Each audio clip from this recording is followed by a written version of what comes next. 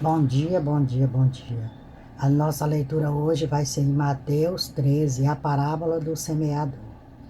Tendo Jesus saído de casa naquele dia, estava sentado junto ao mar, e ajuntou-se muita gente ao pé dele, de sorte que, entrando no barco, se assentou a toda a multidão que estava em pé na praia. E falou-lhe de muitas coisas por parábola, dizendo: Eis que o semeador saiu a semear.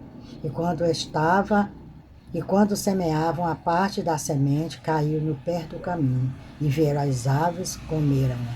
E a outra parte caiu em pedregais, onde não havia terra bastante, e logo nasceu, porque não tinha terra funda. Mas vindo o sol, queimou-se e secou-se, porque não tinha raiz. E outra caiu entre espinhos, e os espinhos cresceram e sufocaram-na. E outra caiu em boa terra e deu fruto, um a 100, outro a 70 e outro a 30. Quem tem ouvido para ouvir, que ouça. E cercando-se dele, os discípulos disseram-lhes: Por que lhe falas por parábola? E respondeu, disse-lhe: Porque a vós é dado conhecer os mistérios do reino dos céus, mas a eles não lhe é dado. Olha só. Então aqui Jesus sempre falava por parábola.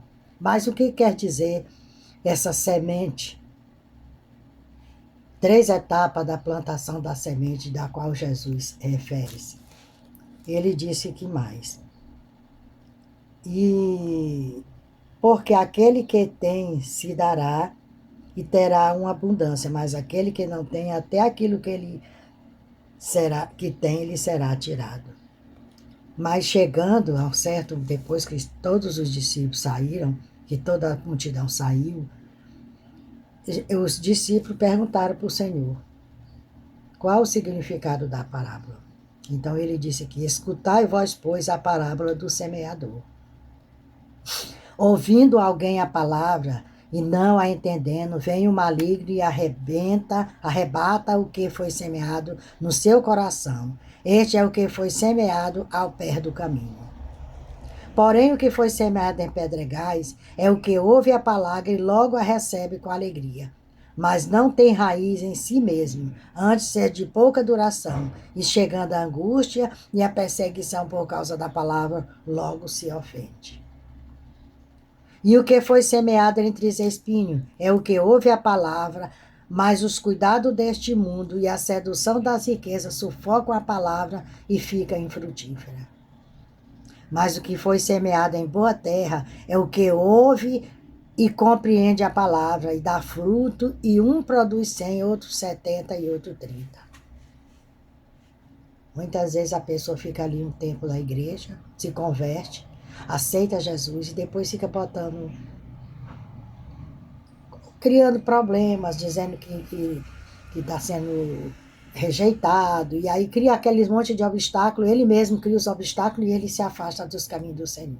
Por quê? Porque ele não se firmou realmente na palavra.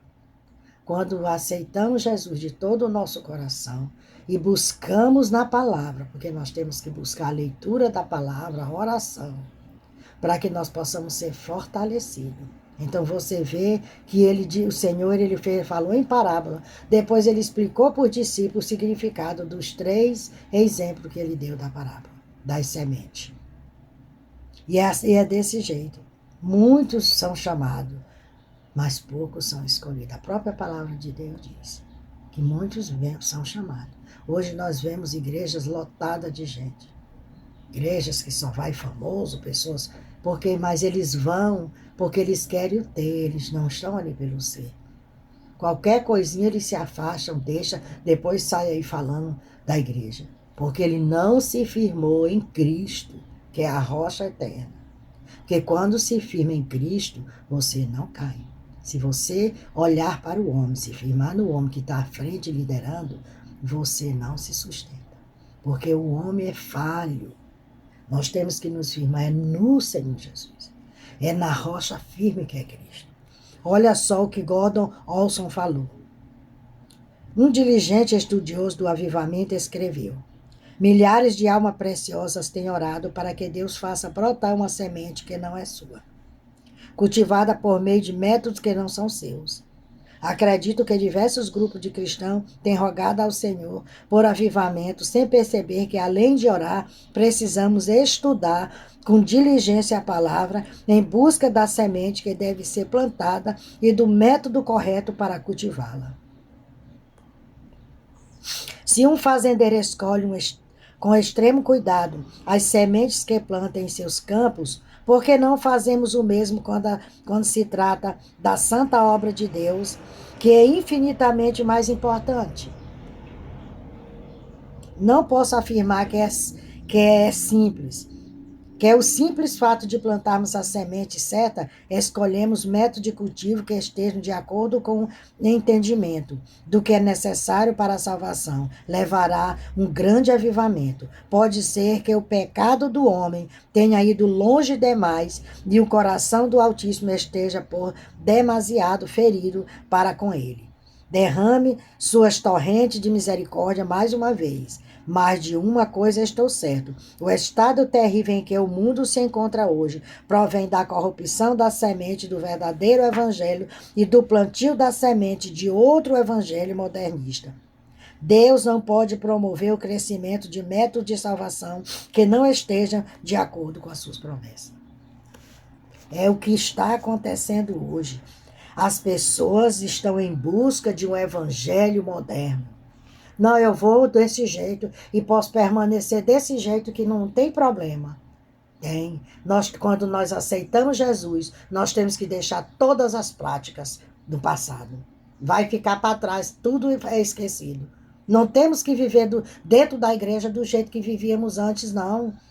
Antes nós éramos miseráveis pecadores sem conhecer a palavra do Senhor.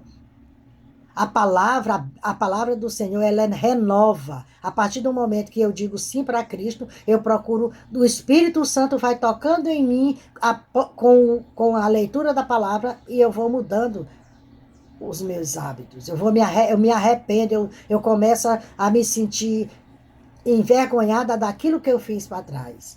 Mas Cristo, ele apaga tudo aquilo que fizemos. Ele escreve uma nova história na nossa vida a partir do momento que aceitamos Cristo. Então, dá um passo para Jesus. Estamos na reta final do ano, faltando 4 dias para o ano findar e entrar em 2024. Que nós venhamos nos arrepender daquilo que não fizemos para o Senhor, daquilo que fizemos que desagradou. Fazer uma nova aliança com o Senhor nesse ano de 2024. Fazer diferente, buscar fazer mais para o Senhor. Porque quando fazemos para o nosso semelhante, fazemos para o Senhor. Que Deus nos abençoe, nos guarde, leia a Bíblia, busque no Senhor Jesus o renovo nesses 3 dias que faltam para encerrar 2023. Me siga lá no YouTube, ainda nos mensagens de salvação. Que Deus nos abençoe.